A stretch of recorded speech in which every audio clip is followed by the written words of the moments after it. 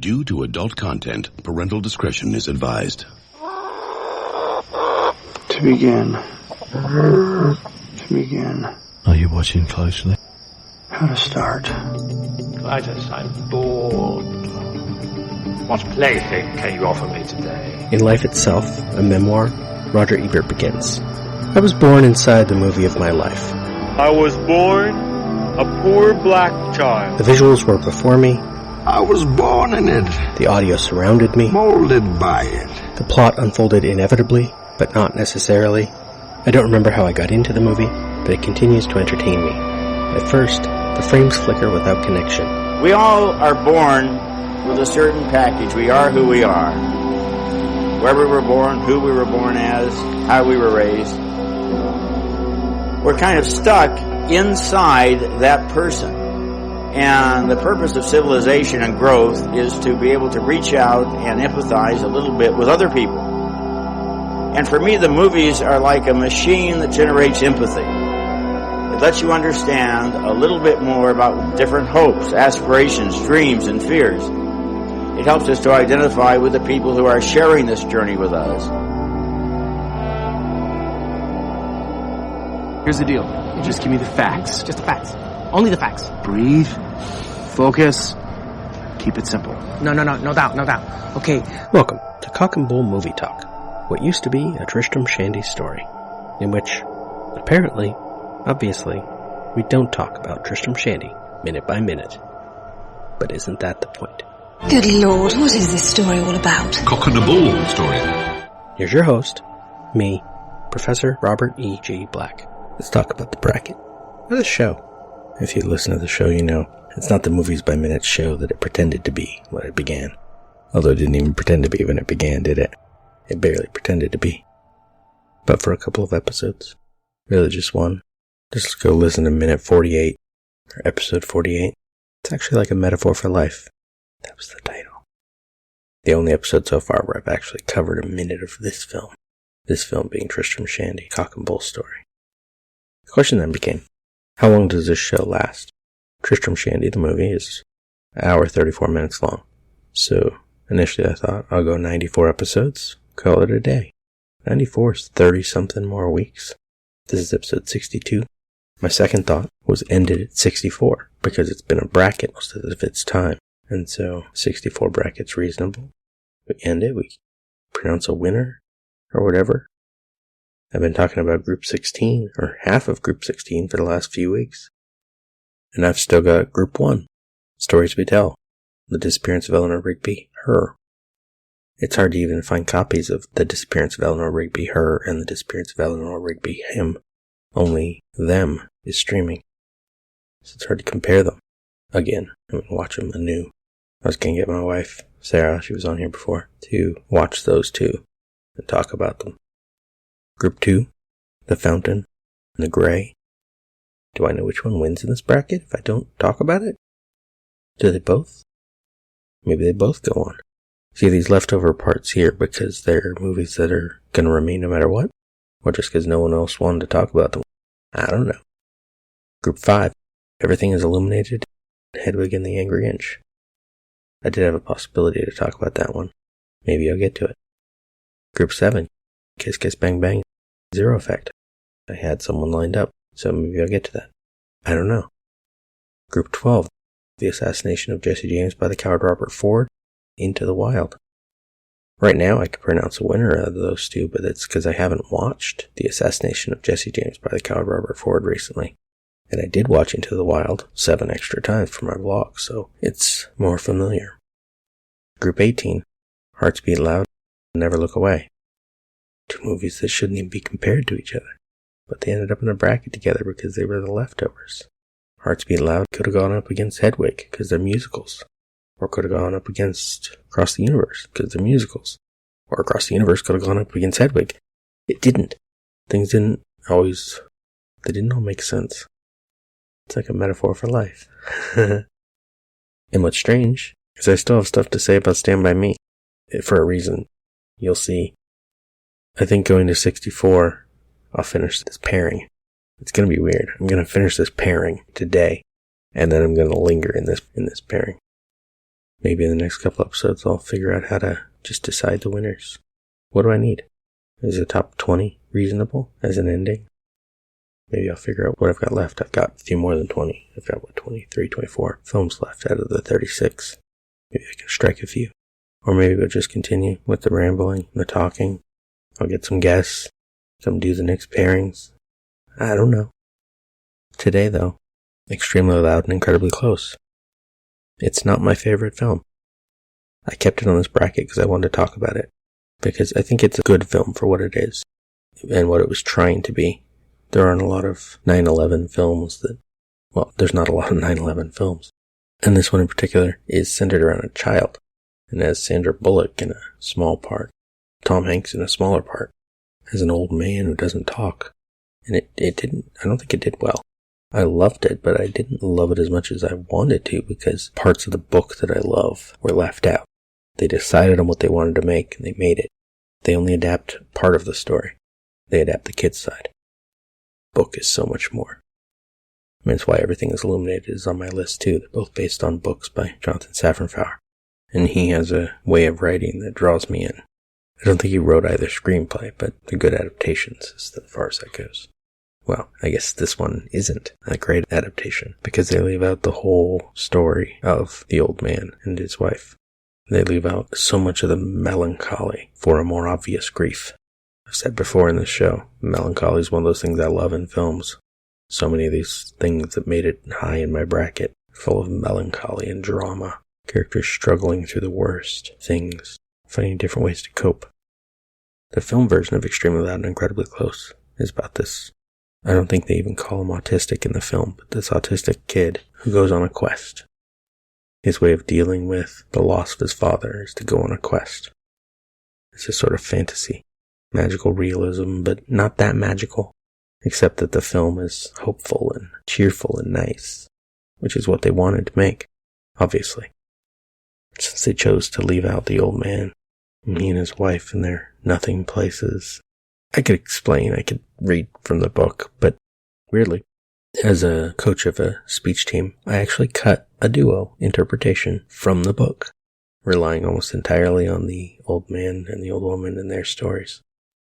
It was performed by Anne Hoy and Sammy Brandon, who I believe took this to nationals. And thanks to Anne, she's got it on YouTube. So, I hope the audio's good. Extremely loud and incredibly close.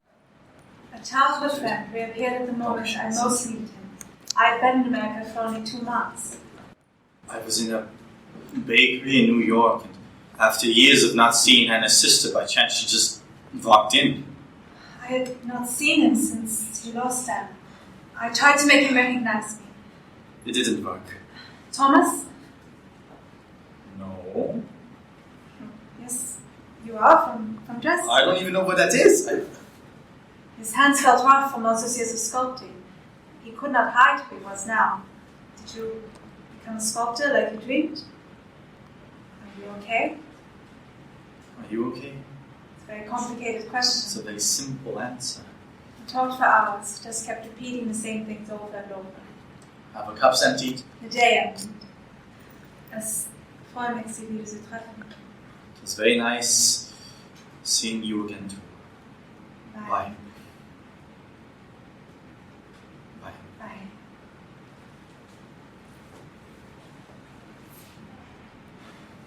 But you see, she reminded me too much of Anna, and we didn't know how to do anything else. And the next day, we were married. According to Melanie Beattie, gratitude is the richness of life. It turns everything that we have into something and more. It turns a house into a home, a stranger into a friend. The following piece examines what happens when a couple cannot find wholeness in their lives. One is caught in the past. The other clinging to a hope that doesn't exist. In turn, the author argues that familiarity alone is not enough to fill in the holes that denial creates. Extremely loud and incredibly close. Jonathan Safran Foer. I'm thinking about Anna. Everything that could have been, should have been.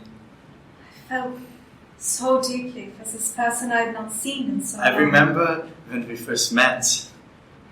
I thought that we could run to each other. We were happy. I could tell when he wasn't thinking of me.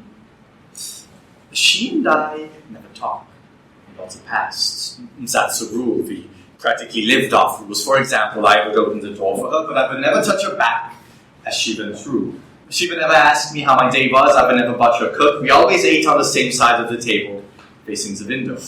No children. That was our first rule. No children. About a month or two into our marriage, we started marking off areas in the apartment as nothing, places in which one could be assured of complete privacy. One could temporarily cease to exist. The first was in our bedroom, eyes over to the bed. It was a rule that you never would look at that rectangle of space. It didn't exist. Then something A key, a pen, a pocket watch. was accidentally left in a nesting place. It never could be retrieved. On our second anniversary, we marked off the entire guest room as a nothing place. Our marriage was not unhappy. We were trying desperately. We had to make rules, but to We followed the there's rules nothing wrong with to compromise. make life effortless. But you see, in the morning, the nothing vase would cast as something shadowed, like a memory of someone you've lost. Even if you compromise almost everything. See, I've not sculpted anything since coming to America, but we decided that we would make arrangements for the following day. His attention filled the hole in the middle of me. And after only a few sessions, it became clear that he was not sculpting me. He was sculpting her. The longer he and I lived together, the less was said, the more misunderstood. There came a point about a year or two when our apartment was more nothing, isn't something. She finds things to keep herself busy while I undress at night. That's another rule. But when she gets undressed, I've never been so busy in my life. I'd often remember designating a place as nothing. When she agreed she was sure it was something. So, I started to undress right in front of her. Thomas, what are you doing? I thought it was nothing. It's something. After that, we started making love in nothing places. And turned the lights off. It felt like calm. It always had to be from behind, and I knew he wasn't thinking of me. She's at home right now, writing her life story, unaware of the chapters to come.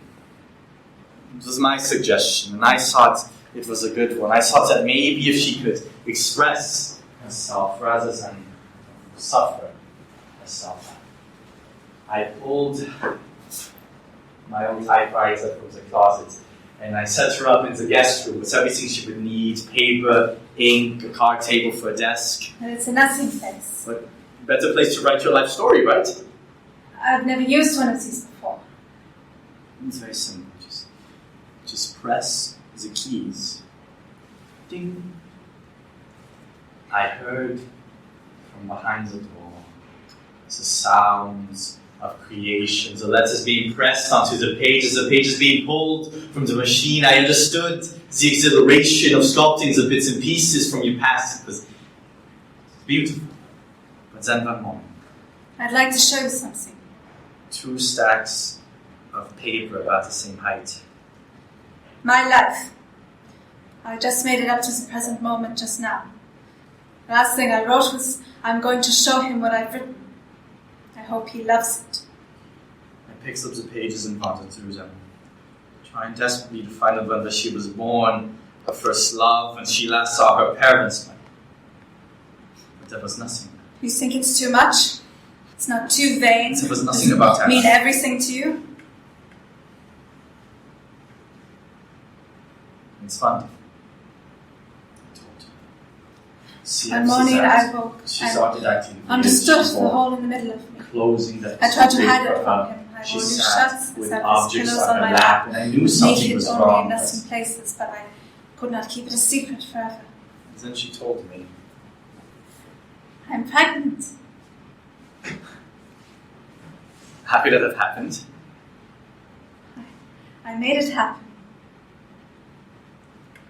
We had a rule. Broke the rule. No. Children. I thought you were going to be happy. Look, I didn't want to have children with you.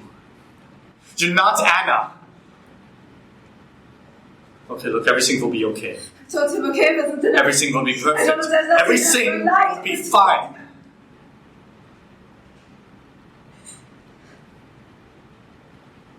That was our last night together. Felt like making love. And then the inevitable question arose. But are we? It was something we must be.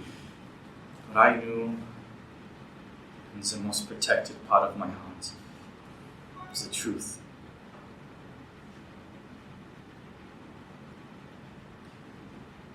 I'm leaving her today.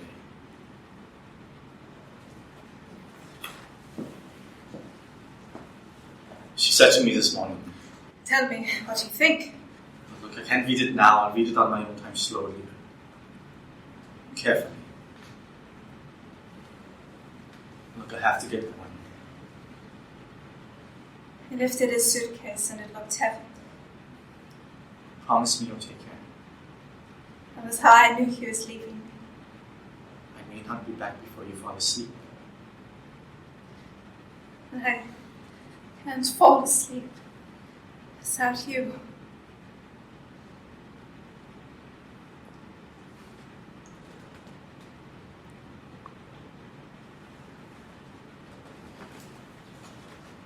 See, it's a shame that we have to live.